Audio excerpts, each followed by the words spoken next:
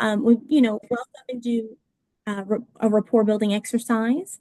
We'll talk about what student-centered instruction is. Okay, maybe we're a little bit unclear on that, and so before we move forward, it would be really nice to make sure that we understand that.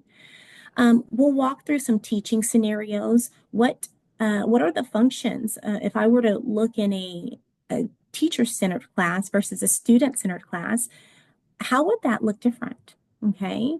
Um, Also, we'll do a lot of personal reflection. I'm someone that likes to do lots of reflection in class because reflection informs the way that we approach, the way that we design, the way that we teach. So, we'll do some group discussion, lots of group discussion. We'll do a breakout activity. We'll walk away with some feedback. Like I said, I'll give you guys some takeaways. And then at the end of the presentation, I will open up the floor for question and answer. So that way, if there's anything that I can clarify for you, you guys have the space for that. But again, if at any point during this presentation you have a question, feel free to unmute yourselves and ask, or you can add something in the chat box. I'll try to be mindful about that. So if you, Becca, if you can help me, that would be really great. If you see something that I'm missing in the chat box, that would be very helpful. But without further ado, we'll go ahead and set our intentions, right? So every single time I walk into the classroom or walk into professional development, I want to know what is my goal or what is my aim? Because if I don't know my why, I don't know my how, I don't know how to approach that, right? So what are we going to do? So by the end of the session, it's my hope that you guys will all be able to define what student-centered instruction is and how it differs from teacher-centered approaches. I hope that you guys will be able to recognize the benefits of student-centered methods, particularly in promoting critical thinking and active engagement in your classes. Number three, analyze examples of traditional lessons, and then also suggest ways to redesign them using student-centered strategies. Design simple student-centered activities or lesson ideas that you guys can implement into your own teaching, into your own learning spaces. And then finally, reflect on your teaching style and identify at least one change that you can make immediately to increase student engagement. Okay, so let's set our intentions. These are the things that I hope that you walk away with by the time that we finish our time together. So then in the chat box, I've got a prompt for you. Okay, I've got three questions, and I want to know, number one, how do you define your role? What do you call yourself? Number two, it's a sentence frame. So one thing I wish my students would do more often or more of in class is, and then finally, what is student-centered instruction? And let me tell you guys, this does not have to be polished, okay?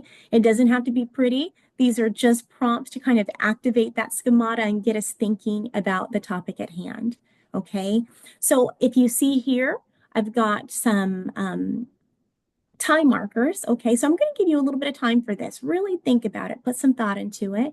You've got 4 minutes. And again, we're just doing this in the chat box.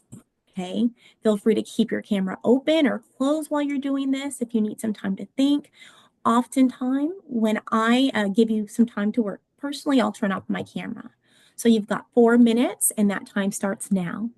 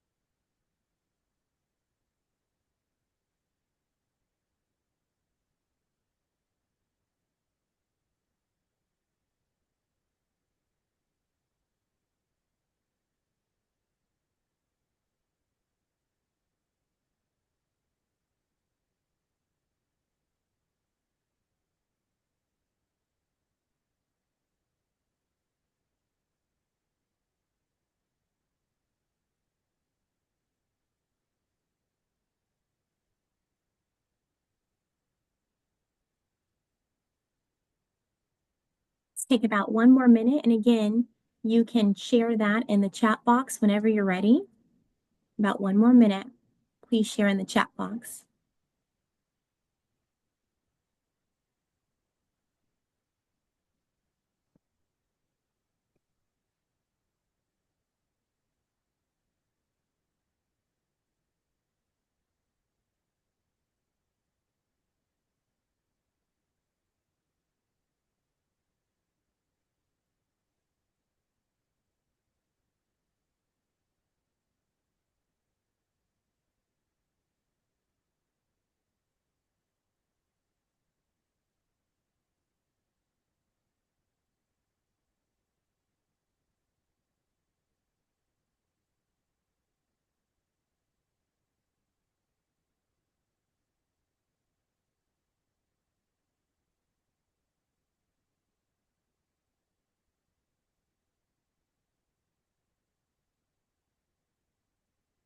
Okay, at this time, I'm going to ask you to go ahead and post your responses to the questions. Beck says, I So always yeah, see. mine is ready. Okay, sure. So Would you it's like to speak brief. about it? Yeah, why Um, don't you go ahead and tell us?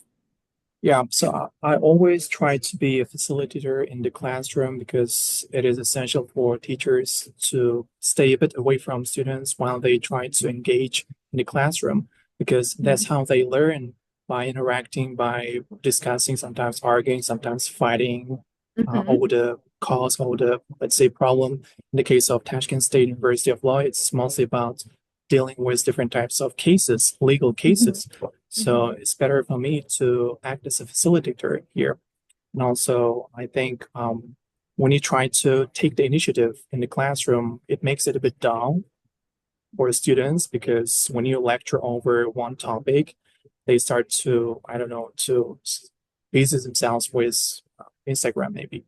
Mhm. Mhm. Exactly. Exactly. No, it's really challenging to hold our attention, especially when you think about what students are interacting with right now. When we think about TikTok reels and Instagram, those are short, quick bits of information, and so this is the way that their minds are programmed. So they want to engage. They benefit from being engaged. So I love that you bring that up. Anyone else want to share what they wrote? Anyone at all? Yeah, still trying to finish up. Yes. Okay. Okay, sure. But I love that, and I love the fact that you say that you see yourself as a facilitator. We a lot of the time we're conditioned to feel that we should be centered in the classroom and it should be us focused and lecturing, but we know that we're starting to get away from that. So I love that you call yourself a facilitator. Let me see. Anyone else before I changed the slide? Okay, Nadira. And again, you guys, if I'm mispronouncing your names, it's important for me that I pronounce your names correctly. So, Nadira, would you like to open your mic and tell me what you share? Am I audible? Uh-huh, Yes. you sure are. Yes. Okay. I see myself as a facilitator. I'm a planner. I'm a manager. I will guide students to, how to say, to learn new things. Mm-hmm. And I would like my students to be more creative and active when I give them tasks. For example, debates or some kind of role plays. Our Uzbek students, they are kind of shy. Mm-hmm. And when I give them role plays, they usually try to be more serious. Mm-hmm. And at that moment, I would like them to be more creative and active. Yeah. Okay, good. Very good. I love that. And I love that you're giving me a little bit more of input as far as, the role plays in the class. So now I can get a better feel for some of the things that you're doing. Excellent work. And so we see facilitator again. Anyone else want to answer any of the questions? So again, I haven't heard what student-centered instruction is, but that's okay if we're not there yet. Anyone else? I just want to make sure that everyone feels seen and heard. Okay. we'll move on then. But thank you so much to those that have shared. And you guys did a great job, and the first thing that we see on here is a facilitator. So maybe you guys are still thinking, what do I call myself? Who am I? And that's a part of your professional identity, right? So maybe you're a partner in education, maybe you're a designer, maybe you're a pedagogue, a teacher, a leader, a coach, an adjunct, instructor. Some of these are very, just kind of basic. I'm an academic, a specialist, a model, an advocate for my students, okay? A trainer, um, all these things, a lecturer, an educator, a guide. So I really want you to think about what role you play. What is your professional identity? Because that's what you're going to connect with, right? How does your professional identity and the role that you call yourself inform your practice in the classroom? Are you facilitating? Are you front and center in the classroom, or are you guiding? Are you facilitating? Are you leading or coaching? Okay. So again, think about what you call yourself because that's very, very, very important. And of course, what you see is definitely not a comprehensive list of educator terms, but it's what the terms that I hear most commonly. So again, I encourage you to think about your identity in the classroom because that will certainly impact the way that you approach your lessons and then also your practices. Okay, well, let's talk about student-centered instruction. Why does it matter? So I've got some bullets here, and it says student-centered instruction is a teaching approach that puts the students are at the heart of the learning process, not the lesson, okay, not necessarily the teacher, but the students are the focus, okay. Instead of the teacher doing most of the talking, students are actively engaged in thinking, doing, and participating. And you guys, Nadira and Ulugbek, you guys were right on track because it says the teacher becomes a facilitator. And then the role of the facilitators to help students explore, discover, and apply knowledge in meaningful ways. Okay. So again, we're getting away from the lecture. We're talking at the students. We're trying to cram that information in, but we know that that's not necessarily the most impactful way. We want to make sure that they're really absorbing the information and not just passively learning. Okay. I'm going to stop here. Does anybody have any questions or comments or concerns before I move forward? Remember, this is your professional development, so feel free to ask questions or interrupt as necessary.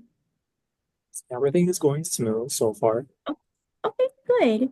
Okay, well, I've got a quote here, and it says, "Teach the student, not the lesson." Okay. Teach the student, not the lesson. And I wonder how you guys feel about that, because that can be a little bit provocative when you think about it, because, it might feel a little bit weird. So does anyone have any feedback or actually I'm going to elect, I want to hear from everyone. So is it Oibek? Can you hear me okay? Are you willing to speak? It's right back. He's having a phone call, I guess. Oh, okay. Dilsus, Dilsus, are you with me? Um, she's here. Okay. How do Yes, you feel? yes. Sure. I want to know, what do you guys think about this? What does this mean? Teach the student, not the lesson. What does this mean to you? How does it resonate with you?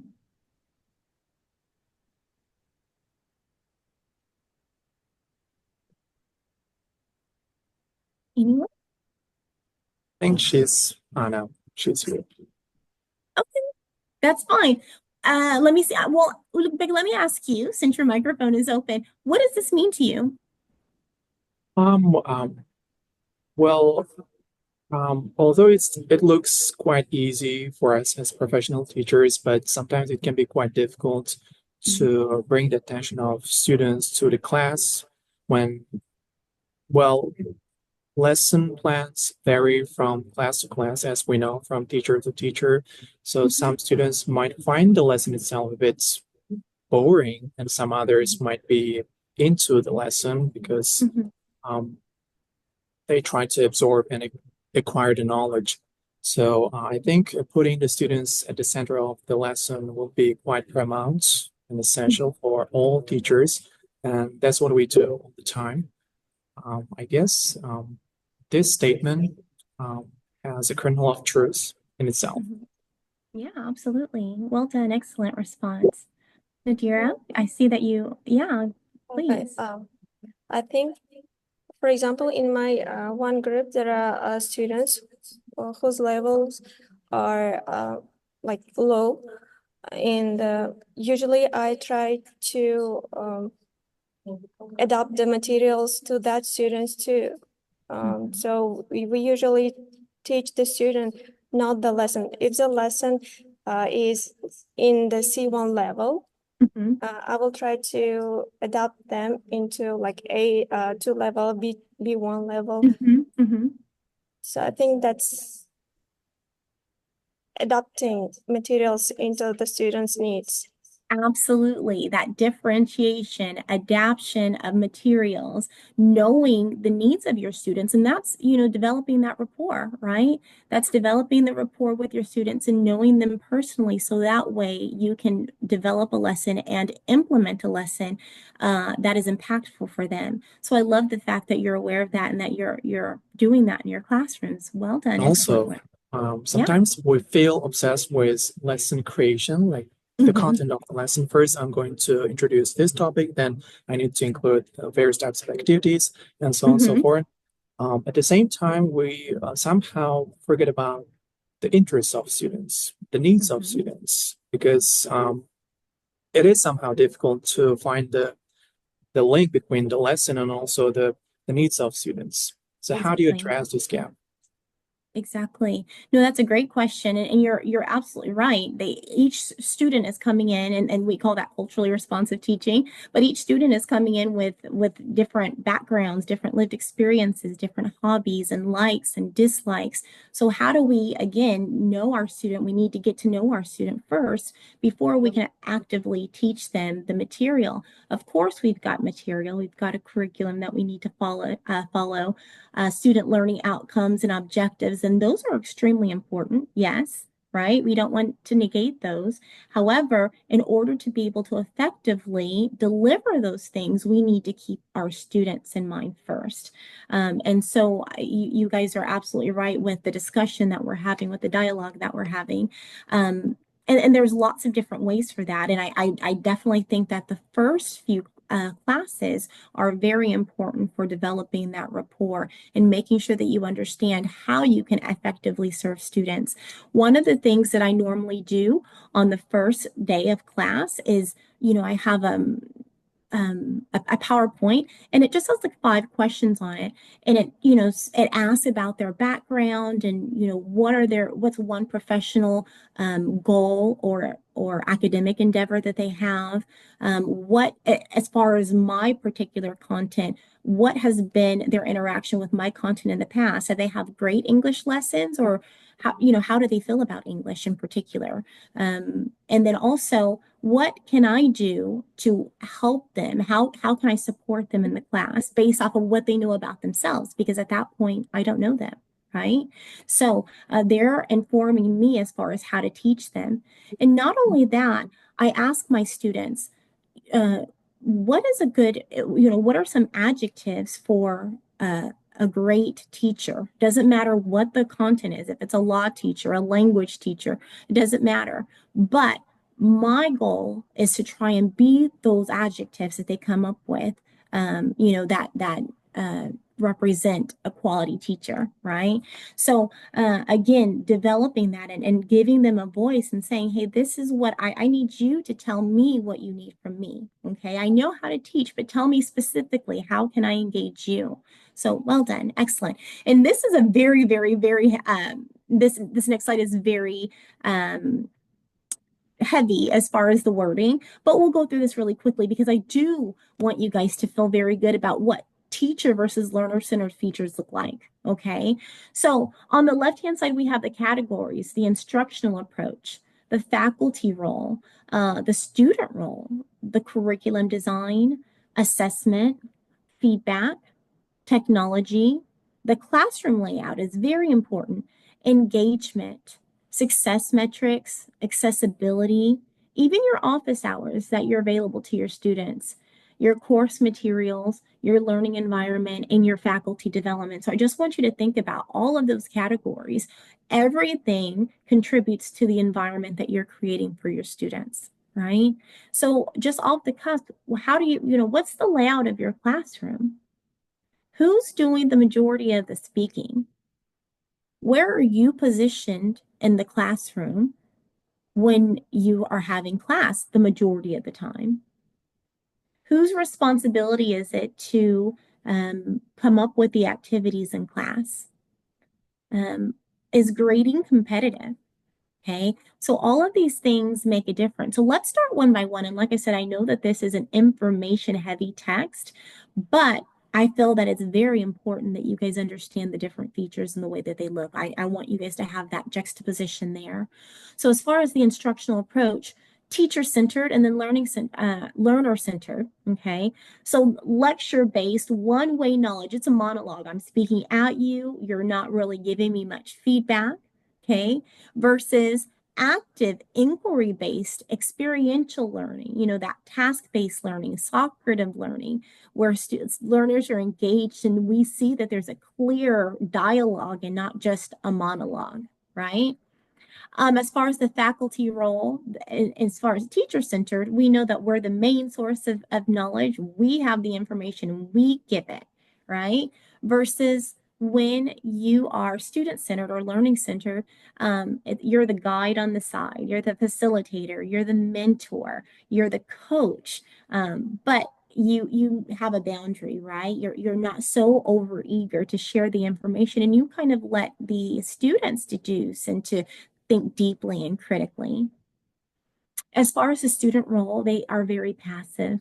They're a recipient of information. They're just kind of, getting the knowledge passively, maybe not even everything. Whereas, and when it's learner facilitated, they're active participants. They're collaborating with the teacher. They are taking ownership and autonomy in their learning, right? As far as curriculum design, faculty driven, it's little student input, very little student input versus learner centered, student informed. It's a real world and relevant. Okay, we want to make sure that we're designing and incorporating relevant and useful materials and activities into our lessons, or else we're going to completely lose our students. How does this align with their goals? Because their personal goals might not align with the goals of the classroom. And so we need to adapt our goals that we have, our student learning outcomes, our objectives. Of course, those are guides for us. We need those, but we also need to understand the individual goals of each learner in order to include them and engage them into the lesson, right? Assessment, summative assessments like midterms and finals, which they always feel very, fearful of a lot of the times, versus formative, reflective, project-based assignments. Okay, individual small assignments that lead up to a bigger picture. Feedback, grades with minimal feedback versus ongoing personalized constructive feedback. Okay. Technology, we typically use things like PowerPoints or learning management systems like Moodle or Blackboard. But there are so many different technological pieces, components that are sure to enhance our instruction and that are sure to enhance the experience for our learners, right? And I have a whole entire another presentation on digital tools for learners of all kinds. But there are so many different kinds of digital tools, and we should really embrace them. Sometimes I think that we're afraid to embrace these things, but they really do enhance our instruction and enhance the experience for our learners. I'm going to speed up the rhythm now. So classroom layout. How are what's your classroom like? A lot of the time when I walk into my university, the classes, they have them set up in lecture style. So everybody is facing the front of the room in rows or facing the teacher. I like a U shape. So, and I like to sit down with my students so that way I'm on their same level. And so I want you guys to reflect for a second. Where are you? Where are you in your classroom? How is your classroom set up? Nadir, I see that you've unmuted yourself. Would you like to say something? Yeah, we have fixed desks facing in the front, Mm-hmm. and we usually stay in the front. Mm-hmm. Mm-hmm. And how do you think that the students what impact do you think that that has on the students and then also on you as the teacher? Mm, I don't know, like, Well, as a teacher, I think it puts pressure on us, right? Because we yes, still a we're lot. front and center, we're the spotlight. So it Everybody's puts looking at you. Yeah. exactly. There's been many classes before I learned, and really, kind of implemented learner-centered instruction. I felt like there was a lot of pressure. All eyes were on me. I felt like I had to take control. I was afraid of pause. I just, when the class is quiet and you're waiting for our students and we're feeling like we have to prompt them through, the discussion, we don't need to do that. There's greatness and just quiet, because that's when we know that our learners are thinking. That's when we know that they're considering, they're thinking deeply and critically. So it's okay to take a pause. There's power in the pause. So again, just think about, why do we do these things and how does it make us feel? And those nerves, that energy that we have, the pressure. I'm sure that our students are probably feeling that. So we really need to think about this. I'm going to see if there's anyone else that would like to speak at this point.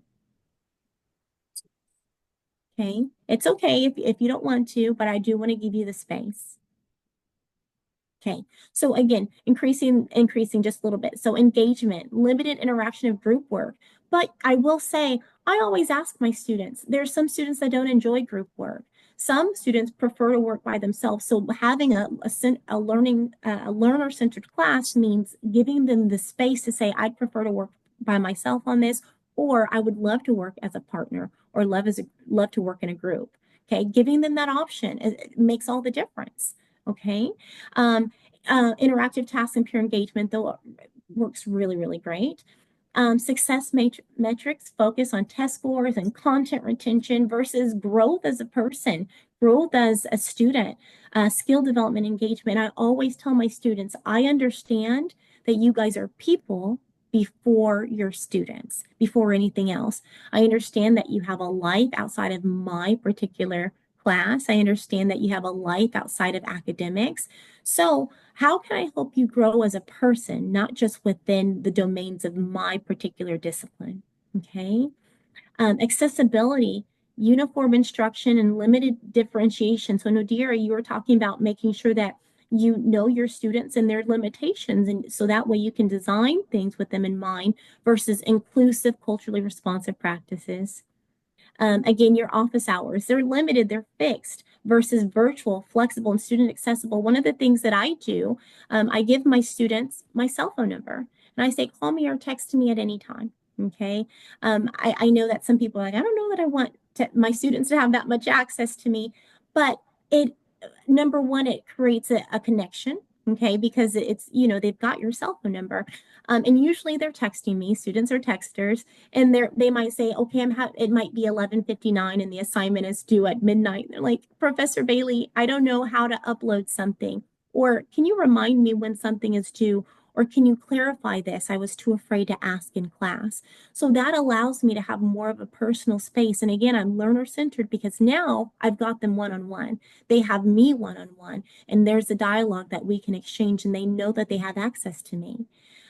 Course materials, again, making sure that of course, we've got textbooks and we've got materials, but your students should have some say in what they're learning and what these materials are. Allow them to become the instructors and say, find your information, find your things, find what you want me to implement in this classroom and tell me how I should do it. The learning environment, are we making it competitive? Are we making it grade focused? Or is it supportive? Is it inclusive? Is it a community? And then finally, the faculty development. So how are you developing yourself? Are you focused on research and not on teaching? Or are you focused on your ongoing development? Because before you're the facilitator or before you're the educator, you're a person as well. And so you should be committed to your growth, right? You should be committed to the craft that you do, because that energy that you bring into the classroom, that confidence that you develop by your ongoing professional development and pedagogy, that's going to impact your learners, certainly. Okay. So, I am going to stop talking because I've been talking a lot and I've only heard from a couple of people and that's okay. But what I would like to do now is open this up. And like I said, I know that these slides are very information heavy, lots of questions. But again, I strongly believe that that when we reflect on these questions, they're really going to help us understand what are our practices and how are they helping or hurting our students. Okay. So I've got several questions here, and I'm not going to read them to you, but you will see that they are all about student-centered learning, okay? And our current practices right now, we need to be intentional with the reflection. So what I'm going to do is allow you guys to have time and space to think about these questions, and maybe you might not get to all of the questions, but maybe to focus on two, maybe three, and see what you guys are already doing. So I'm going to create some breakout rooms really quickly. And while I'm doing that, you guys can be reading the questions, okay? And I'll also make sure to pop the questions into the chat box so that way you guys have access to it. So I think I'll create 4 breakout rooms. And I'll be coming into your breakout rooms just to kind of hear your dialogue. So I'm going to ask you to stay in English so that way I can actually hear and kind of take some notes on what it is that you guys are saying. Okay, so I'm going to open up all the rooms now. I think I've assigned about 5 minutes for this task. Okay, so 5 minutes. Really get into it, you guys. Really try and do that. I'm going to open all the rooms now and invite you to them.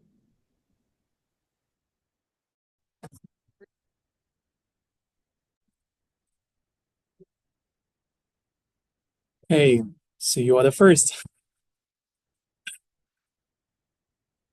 I think we need to address the first question about what do I want, what do we want from students to feel, to have, to learn in the classroom. So I think the first one will be uh, having students, I don't know, maybe making students feel a bit responsible for the knowledge they are going to acquire in the classroom. So that is the first one, I guess. So we need to make sure that they are going to be responsible while learning, while treating others, while having interaction with their peers. So second will be, I don't know, showing respect to their peers maybe, because it helps us to increase the overall outputs. I mean, knowledge outputs.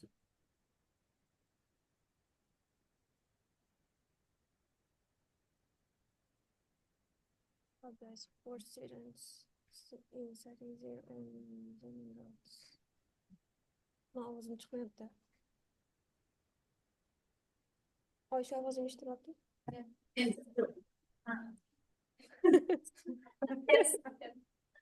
Sopa ya pirmiausia, doğru? How do I support students in setting their own learning goals? Vay.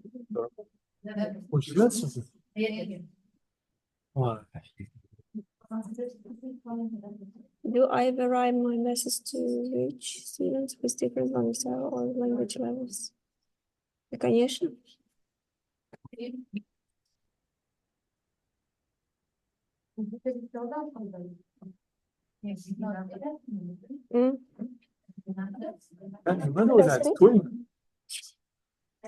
Are you sure? Should I speak? No, I don't know. Okay, first question. Do I vary my message to reach students with different learning styles or language levels? So in my super levels, super groups, there are different levels in and usually I vary my method to reach students. I usually try to communicate with them in a native language because they don't understand English. And sometimes I feel myself, how to say,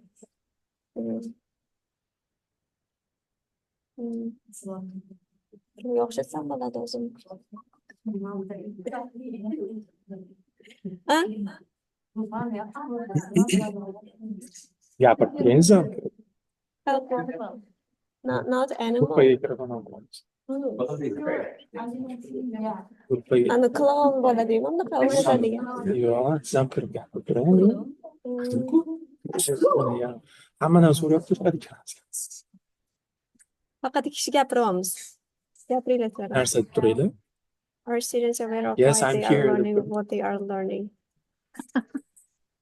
Yes, students know what they are learning. If someone reads or observes your class, what might they assume you value? We value vocabulary, knowing the terminology. Am I right? How do you make space for student voice, identity, and autonomy in your course design?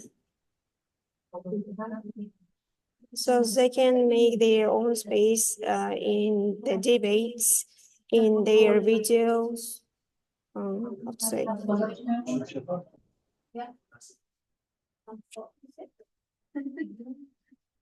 Am I comfortable relinquishing control and letting students take the lead? Yes, I'm very comfortable when students take the lead. And even sometimes I will tell them that I'm not a lawyer and you are the future lawyers. I am not, how to say, I don't understand this notion. Could you just explain this notion to me? And at that point, I feel really comfortable because they take the lead and they try to be the teacher and they try to explain that notion to me. How often do students talk more than I do? So, mhm. Nadira, can you repeat the question, please? I'm sorry. I just wanted to make sure that you guys can see the questions. Do you see them in the chat box? Yeah. Okay. Okay. Sorry to interrupt. Continue. I'll leave now. So how often do students talk more than I do? Usually they talk more than I do because usually we have a topic and it is usually law related topic. And when the debate starts, they don't give me the turn to speak.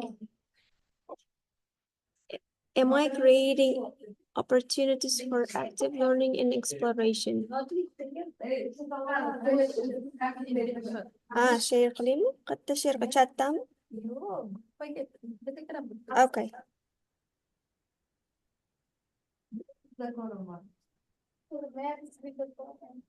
سكرين شوت قالوا all of them. So I sent them.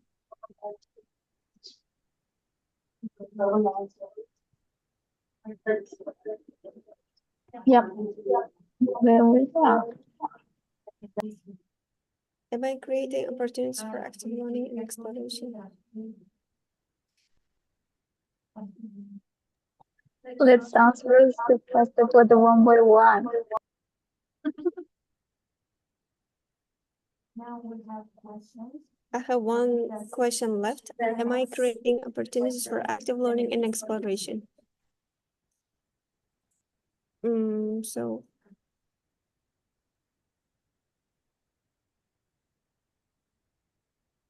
I think the tasks gives opportunities to active learning because we give them topics for the argumentative writing or for the debates, and they should research on the topic and they should prepare have to say their own arguments. That's why we think that we are creating opportunities for active learning and their own exploration.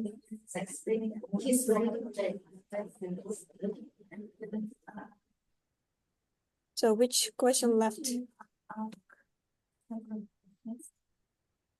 Aisha? Second question. When you The second, describe it. When you're most active in your teaching, what values were actually attributed to your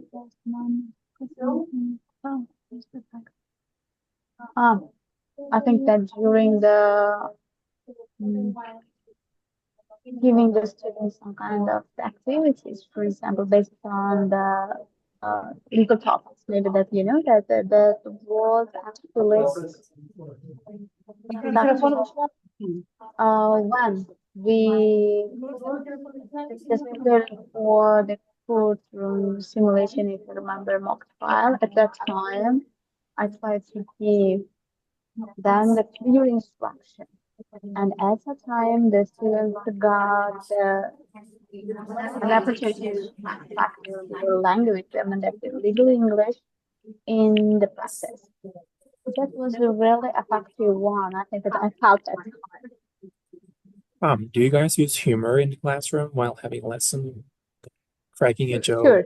You know? Yeah. Depending on the situation, yes. Share the jokes, humors. Okay, I think now we need to get back to the main session. Sure. Yeah, exactly. And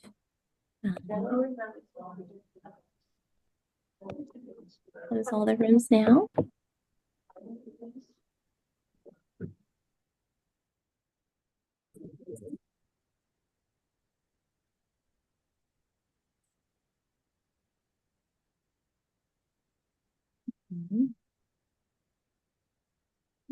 Just make sure.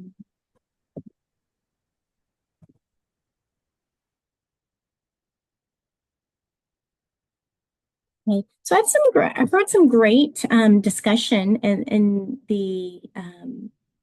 the breakout rooms. We were a little bit slow to get started, but I heard you guys talking about humor in the classroom.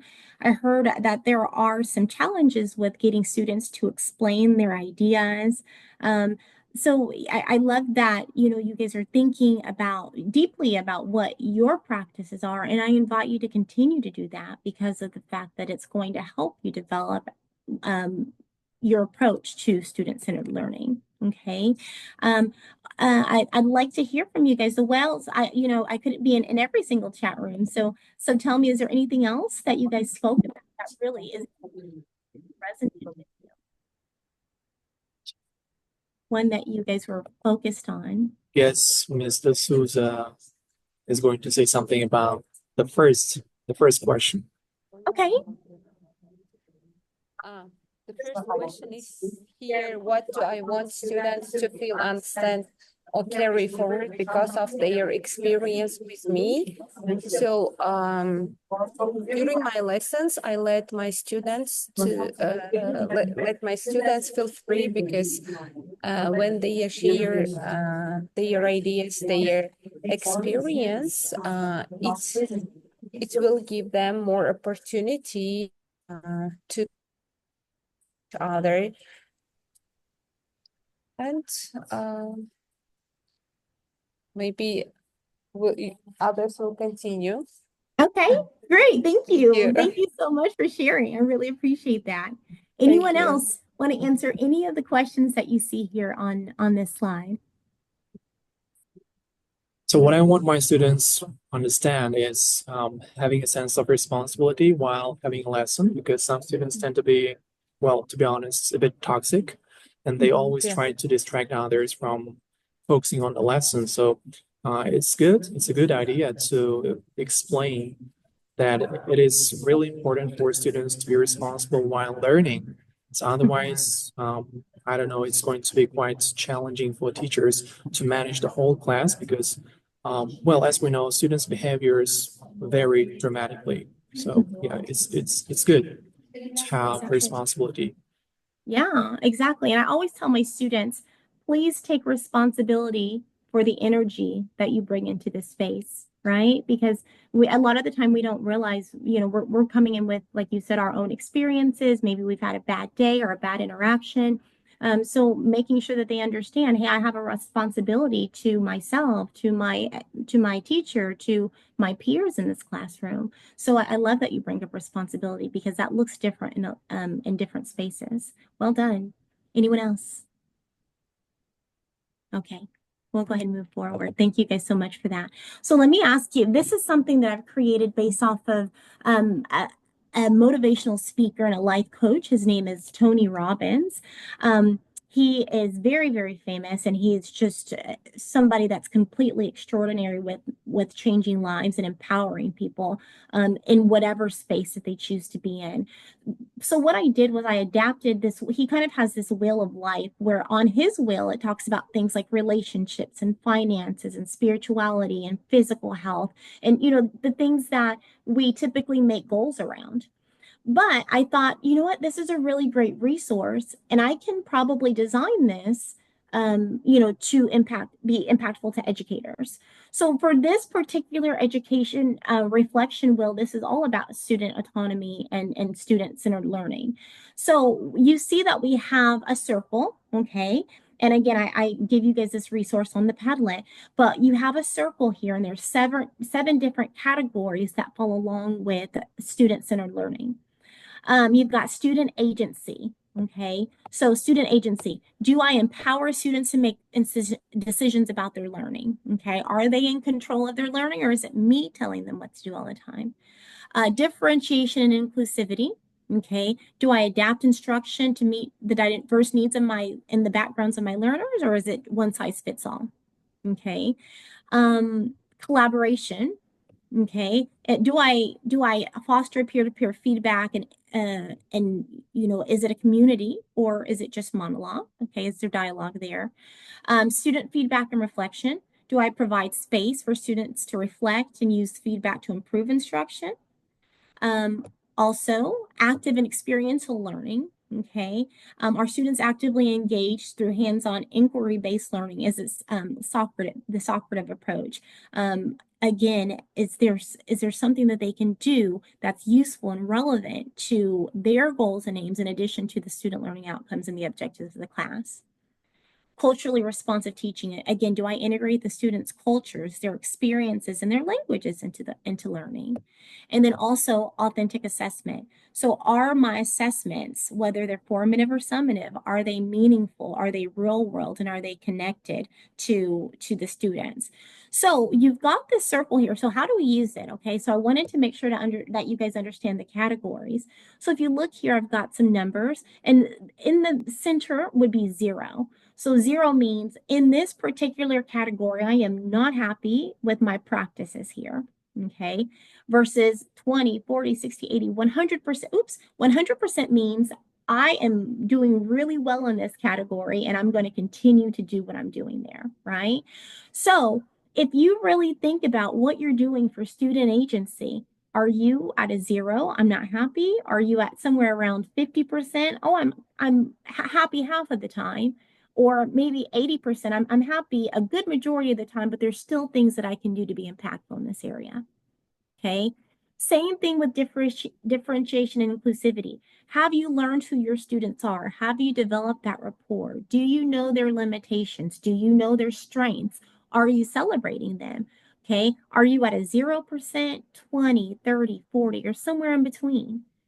And so you would go and you would do the whole chart. Okay, do the whole chart. So that way you see where your shortfalls are, or not even shortfalls, I don't like that word, maybe where there's some area for improvement.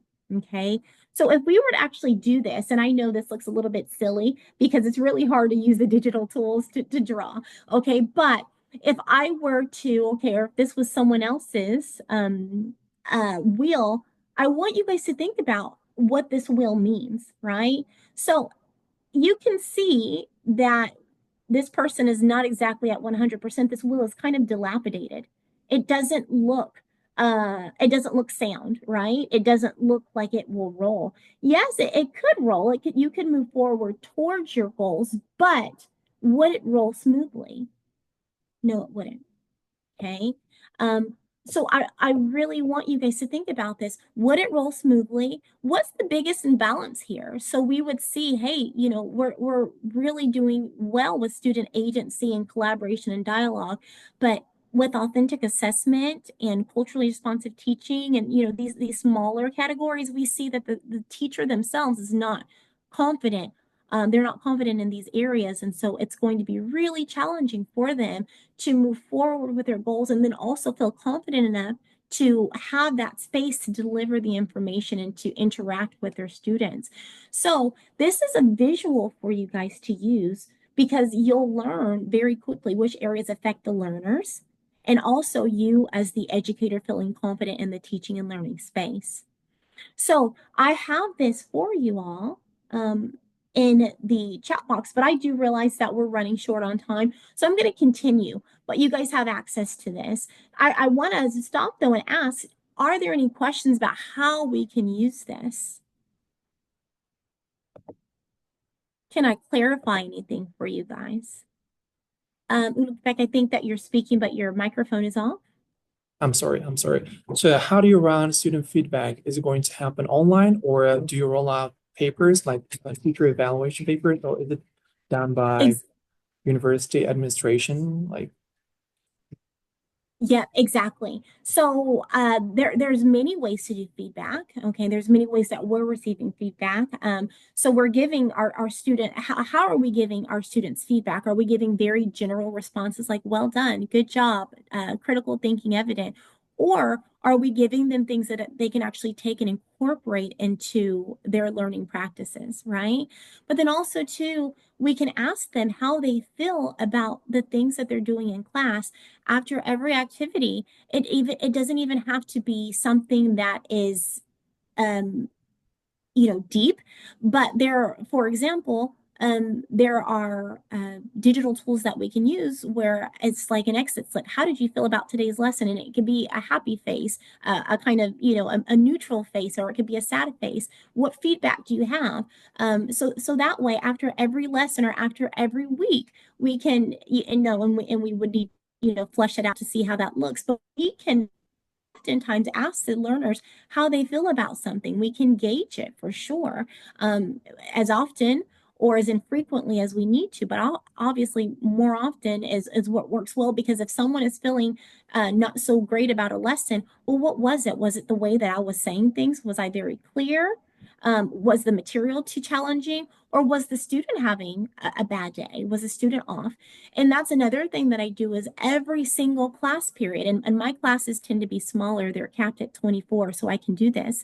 But I usually have about 24 students in my class, and at the beginning of every single class, I take the time to ask the students how they're doing. And I say, I don't want to hear just fine, I'm okay, and I'm well. If that's really how they are, that's okay.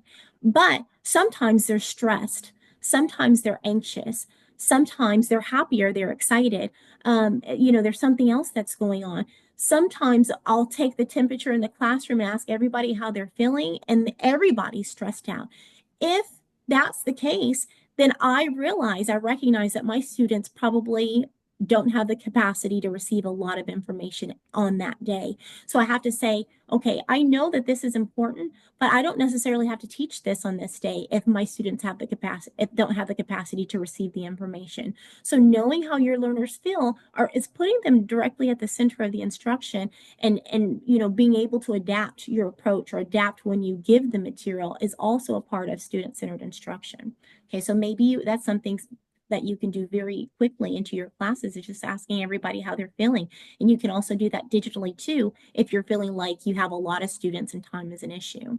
Okay, but there's a lot of different ways that we can ask for student feedback.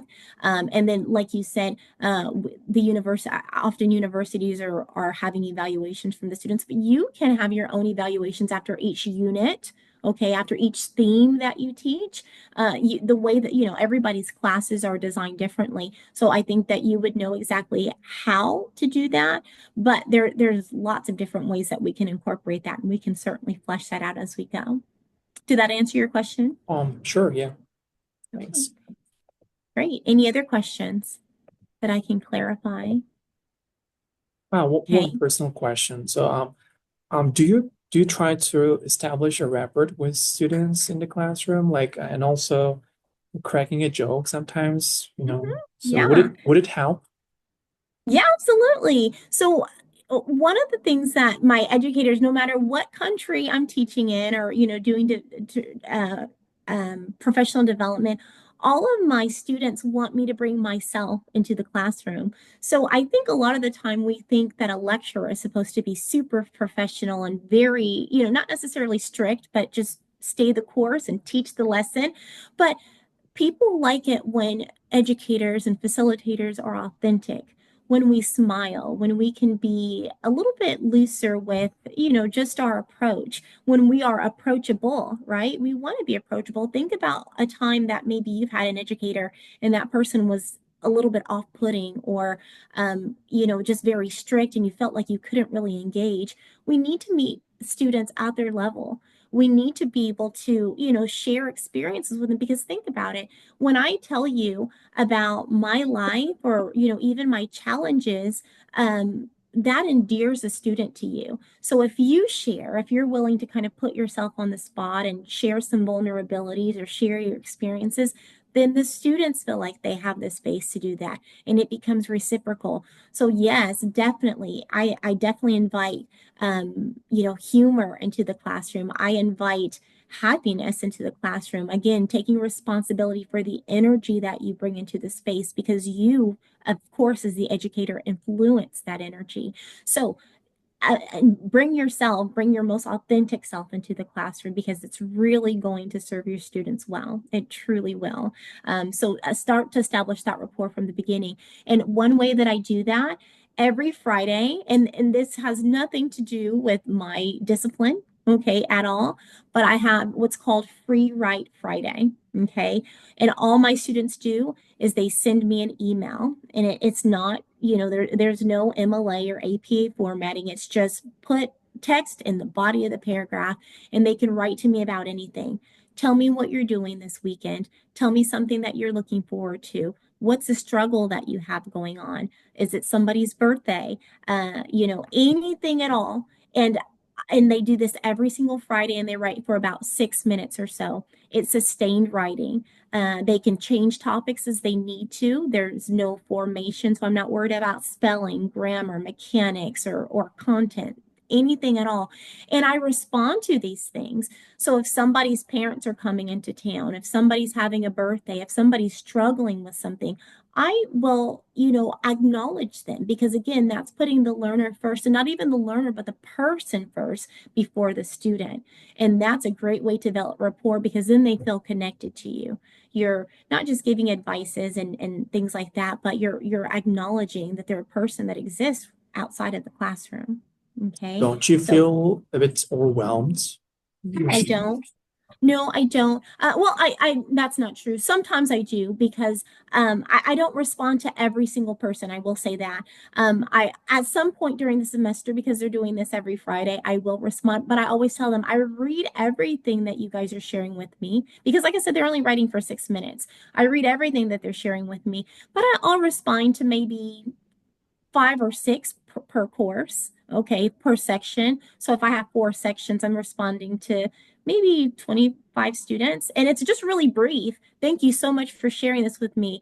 That's really exciting. You'll have to let me know how everything works out. I'm, whatever feels comfortable for you, and you'll develop more of that rapport, as your semester goes on. And like I said, every Friday they're doing this, but that you've already set the expectation.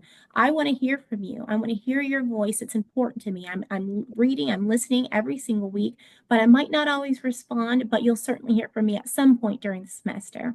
So that way it sets the expectation. They know not to expect something from me immediately. So no, I don't necessarily feel completely overwhelmed, but that's a great question. And you'll find your groove, your pattern, and your rhythm too. But reflective practice drives intentional instructional design and classroom approach, connecting your beliefs, your values, your system, your behaviors to and insight to impact. So what this is saying is I want you guys to be reflective with your practices so that way it can drive your design. It can drive the way that you engage with your students and the way that your students engage with you. I want you to be aware of what your beliefs are. And this comes from your teaching philosophy, right? Every single time people ask, well, Courtney, what's your teaching philosophy, right? And so I wonder if you guys have a teaching philosophy, because if we don't know what our why, then we don't know our how. If we don't know why we do something, we don't know how the steps to take to get there. Okay.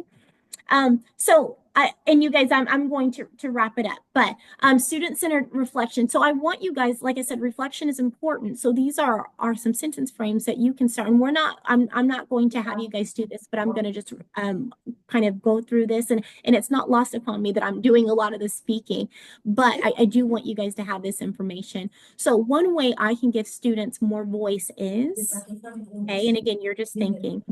Number two, a student-centered activity I want to try is I can shift my role by, and again, we've already kind of said what our roles are. We started to think about that. So how can we shift that if we are being more teacher-centered? Number four, a topic that could be more interactive is, so when you think about your syllabus, right, or your syllabi, what themes can we change? What themes can we change to be more student-centered? And then finally, a challenge I expect is, and a way to manage it might be, so we want to be proactive and thinking forward, right? So of course, there's always going to be challenges in the classroom. So how can we think about that, and what can we do to kind of combat those challenges? Okay. And we can do this over and over and over until we have a completely student-centered classroom. But if you're not practicing this way, if this is not your approach, it does take a little bit of time and a little bit of effort in order to become student-centered. Okay, so normally I would give you guys time to do this, but like I said, I'm just going to push it forward. And then I also have a flip the script activity. Let me see here. I'm just going to show you something really quickly in the Padlet. Okay, and this is something that we would have done together. Let me stop sharing and then share again. This is something that we would have done together. Oh, the connection isn't showing. Let me see if I can refresh. Here we go. Okay. Can you guys see the flip the script activity? Can I get a thumbs up or? Okay. Okay. So what I want you to do is, you guys already have, and you're not doing this, but again, I'm just showing you that the goal is to empower you all to redesign your traditional lessons, your lecture-based lessons, into student-centered strategies. So what we could do, or what we would have done if we had enough time, is that you guys would think about, your lectures, your vocabulary list, your reading comprehension, your case study analysis, your grammar drills, depending on the type of educator that you are. All of those traditionally centered classes, and we're going to flip the script. Okay, think about who is doing most of the talking in your class, who is making most of the decisions, and is it active learning taking place, or is it passive? Okay, so when you guys think about your approach, and again, this is something that you don't necessarily need to have a peer or a group. You guys can think about your own practices. And then, since we're doing this on our own now, I want you to think about what you can do to redesign that particular activity in order to make it more student-centered. Peer teaching is wonderful. Okay, once the students have the information, you can give them a little bit, or you can say, you know what, this is what our theme is. In order to get us started, do your own research and then come back to class and give us a mini lesson. Those mini lessons are super impactful, because, as I said, our students have very short attention spans these days because of, their interaction with social media and things like that. So the students taking ownership and saying, okay, I'm going to find the information and then develop these mini lessons is brilliant. Okay, project-based learning, problem-solving tasks, choice-based assignments, this or that. Would you prefer this assignment or that? Okay, Socrative questioning. So again, that reflective, deep thinking, inquiry-based prompts, collaborative or role play elements, which I've heard of today. So you guys are already on the right track. And then the use of student-generated materials. Allow them to design things. They love to be creative in the classroom. Okay, absolutely love it. And they feel like they have a purpose when someone says, hey, when the teacher says, can you design this for me, or what do you think would be complementary to this particular theme? They love finding things like that. And then, of course, if we were doing this, we would share out loud. Okay, how students would be more active. How are their voices, the choices, the real world connections built in? How has the role of the teacher shifted? Where are they standing? What are they saying or not saying? Okay, all these things. And then what challenges did you face in flipping the activity? Sometimes we face challenges. Again, we need to be thinking forward. What do you gain or risk when you give up some control in the classroom? Sometimes it's very scary to give up the control, to let students, have the floor. And then how will you know your students are learning more deeply? Okay, where's the assessment there? So I'm going to stop sharing that. Let me go back, and I'm sorry for flipping back and forth, but I really want you guys to be engaged with this. And so I'm going to leave you guys with this because I know that we're getting. Was there someone that wanted to say something?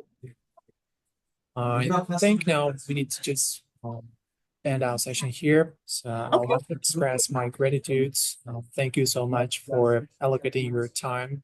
I truly appreciate your time and effort for helping us to gain a fresh perspective on enhancing learner-centered instruction. So we truly welcome you. And also, hopefully in the future, maybe after a year, maybe sometime in 2 years, we'd like to host you in Uzbekistan personally. So yeah, we'll be very happy to have you here at Tashkent State University of Law.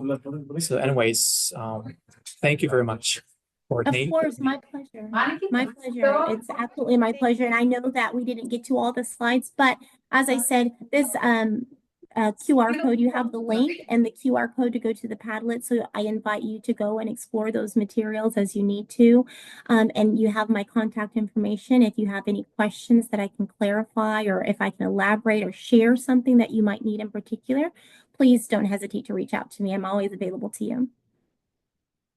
Yeah, we'll definitely make use of these links and also the materials you have shared with us. And good luck with your future endeavors, your professional career. Thank you. Thank you. I um, appreciate that. And I hope that you guys all have a great weekend. Yeah, likewise. Thank you. Thank you. Bye-bye. Bye.